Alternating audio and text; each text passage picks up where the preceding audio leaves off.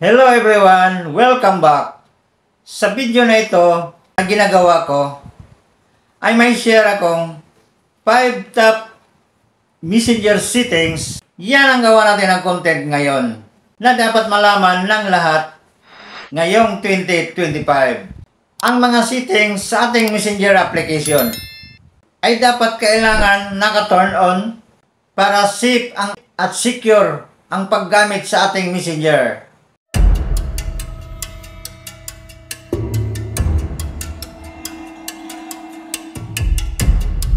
Kung gusto nyong malaman, ay huwag kang mag-skip na panoorin ang video na ito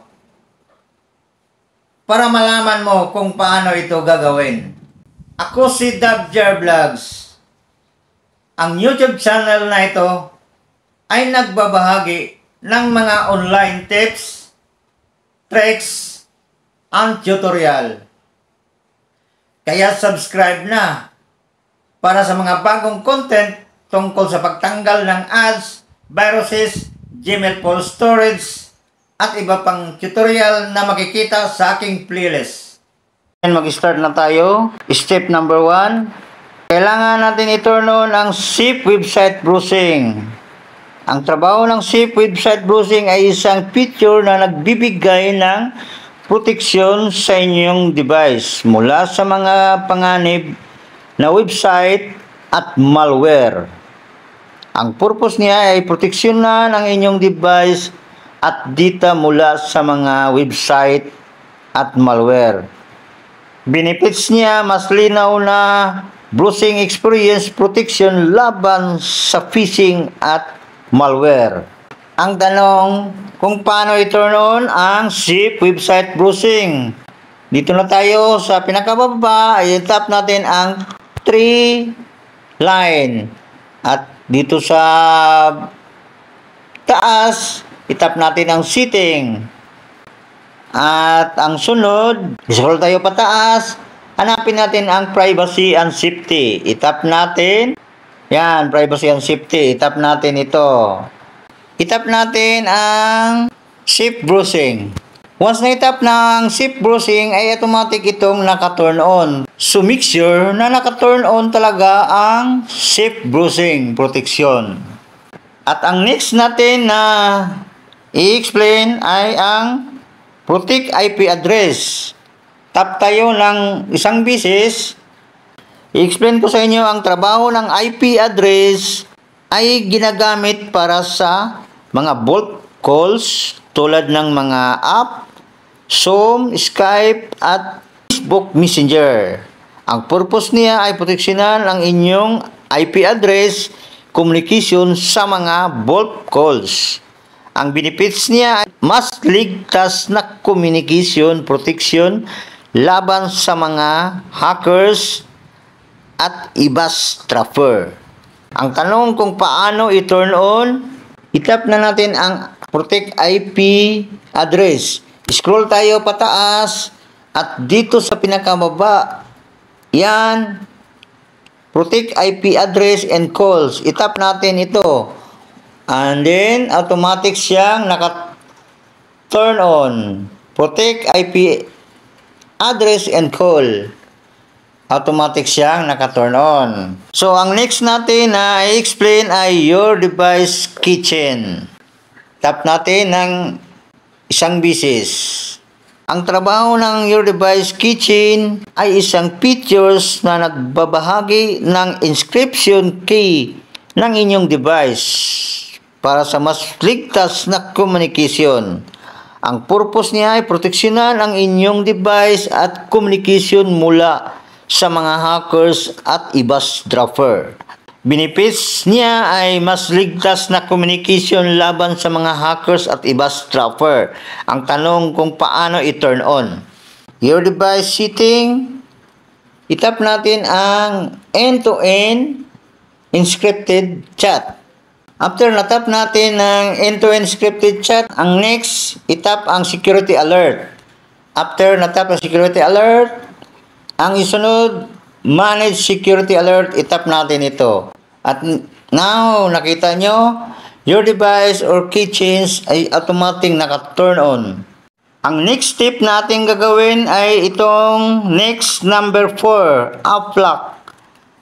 Ang app lock ay nagbibigay ng karagdagang seguridad sa inyong mga application sa pamamagitan ng pag-lock ng mga ito gamit ang password, pattern, or fingerprint.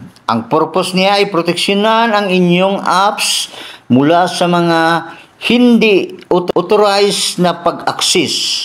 Ang tanong, paano i-turn on? Back tayo 3 times. After, tap muna natin ang isang bisis. At ngayon, hanapin natin ang privacy and safety. Itap natin ang privacy and safety. Itap natin ang dito sa baba ng security, makikita natin ang app lock. Kailangan natin i-turn on ang app lock. If nanghingi ng lock screen, dapat i-turn on ang after I leave messenger. Kailangan yung i-turn on pag humingi siya ng lock screen. Typing indicator. Ang trabaho ng typing indicator ay nagpapakita kung ang ibang tao ay nagtatype ng mensahe sa isang chat o messaging app. Ang purpose niya ay malaman ng user kung ang ibang tao ay aktibo at nagre-reply sa mensahe. Ang benepisyo niya ay mas malinaw na mensahe at mabilis na response. Tanong, paano i-turn on ang typing indicator? So, itap lang natin hanggang mapunta tayo sa ating mga kachat. Tap dito sa baba. At dito, itap natin ang ating kachat. At ngayon, isunod, itap natin ang profile. Once natap na ang profile, hanapin natin ang typing indicator. Itap natin ito. Once natap na ang typing indicator, ay automatic siyang nag-turn on. Make sure nyo lang na naka-turn on ang typing indicator. Alaman ng user kung ang ibang tao ay nagre-reply, aktibo at nagre-reply sa mga mensahe. Yan ang trabaho niya. So, ganun lang kadali ang pag-turn on ng mga importanteng settings sa ating messenger application. Kung nakatulong, please don't forget to like and share para marami ang makakita at matulungan. Thank you.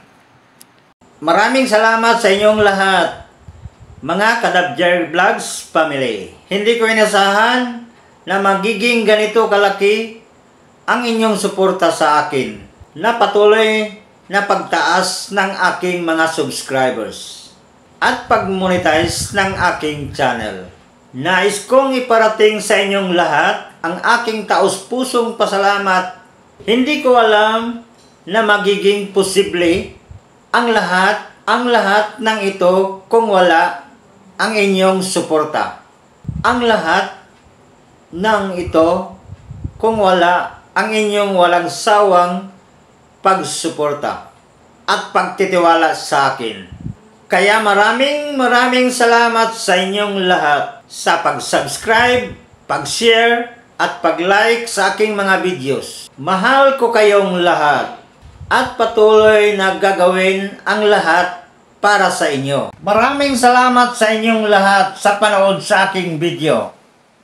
Kung may mga comments, suggestion, and question, please i-write lang sa comment section para kapag nabasa ko ay masagot ko kaagad. And don't forget to hit the subscribe button and bell icon para updated ka sa aking mga bagong upload.